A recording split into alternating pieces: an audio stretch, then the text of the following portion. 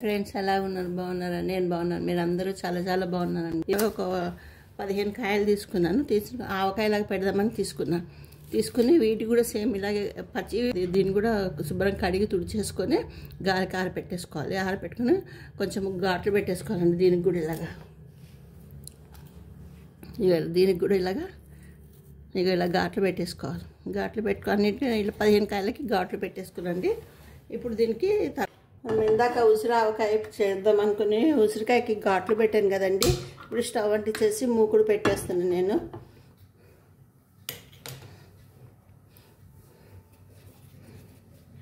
ఒకసారి ఏం లేకుండా తుడిచేసుకోవాలండి. ఇందులో నూనె పోస్తున్నాను నేను. ముక్కలు మునిగేంత వరకు నూనె పోయాలి. ఒక 15 కాయ పెడుతున్నాను నేను. ఇందులో ఉసిరికాయలు వేసేద్దాము.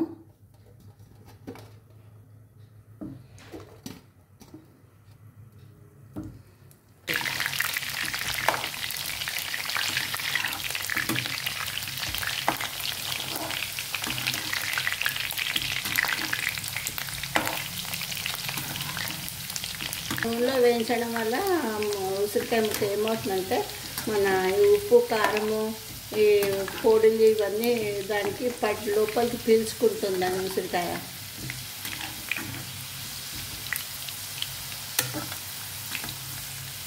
ఇది నేను సంవత్సరం అంతా నిల్వ ఉండేటట్టు కూడా పెట్టుకోవచ్చు అండి.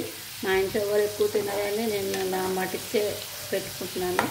మళ్ళీ మా అమ్మాయి వచ్చాక మళ్ళీ పెడదామని ఇంకా కొద్దిగానే పెట్టుకున్నాను ప్రస్తుతానికి. ఈ వేపు చాలండి, ఇంతకన్నా ఎక్కువ వేయించడం వద్దు. ఇలా వచ్చింది కదా కలర్, ఇగో ఈ రంగు వస్తే చాలు. ఇది ఇంత వచ్చేస్తుంది. సవారి పెడదాము. ఇప్పుడు ఇందులో మన ఆవకాయకి వేయించి పెట్టుకున్నాం కదండి ఉసిరికాయలు. దానికి ఏం చేస్తున్నానంటే ఒక 2 టేబుల్ స్పూన్ అంతా ఆవు పొడి వేస్తున్నాను. నేను ముందే వేయించి పెట్టేసుకున్నాను ఆవు పొడిను మెంతి పొడి. ఇది 1.5 స్పూన్ వేయాలండి మెంతిపొడి. 1.5 టేబుల్ స్పూన్ వేయాలి మెంతిపొడి. ఎక్కువ వేస్తే చేదు వచ్చేస్తుంది, కమ్మదనం కోసం అంతే. ఇప్పుడు వచ్చి ఆవు పొడి తీసుకున్నానండి. 1.5 టేబుల్ స్పూన్ మెంతిపొడి తీసుకున్నాను.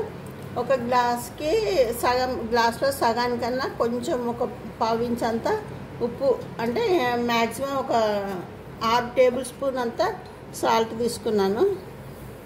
ఇవన్నీ కలిపి ఒకసారి జల్లెడ పట్టేసుకున్నామండి. ఇప్పుడు సగం గ్లాసుకి తగ్గించేసుకున్నా కదండి ఉప్పు.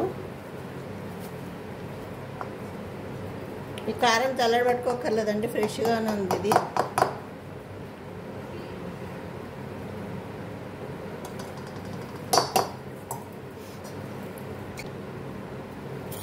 ఇప్పుడు ఇవన్నీ బాగా స్పూన్తో కలిపేసుకోవాలండి ఒకసారి.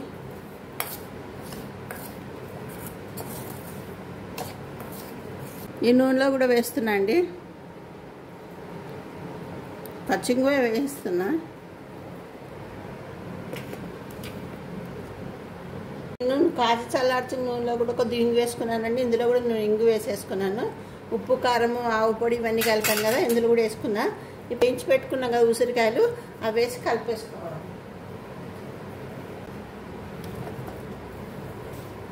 ఇవన్నీ ఇప్పుడు ఇందులోకి బాగా కలుపుకోవాలి. నూనెలో వేయించాం కదా, ఈ నూనె మొత్తము ఈ ముక్కలకు పట్టుకోవాలి.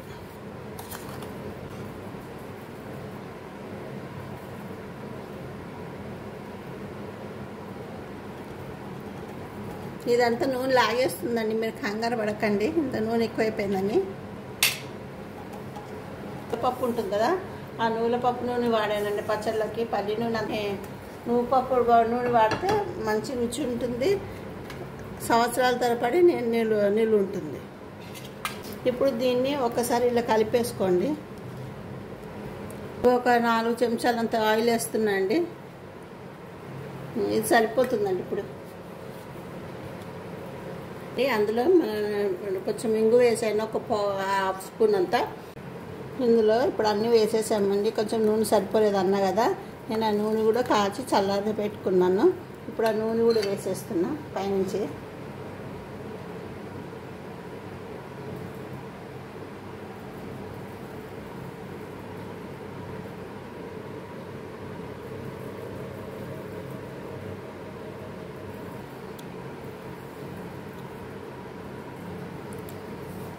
నూనె మొత్తం ఊడి చేసేసుకోవాలండి. ఇందులో ఇంగు వేసాం కదా, ఆ ఇంగు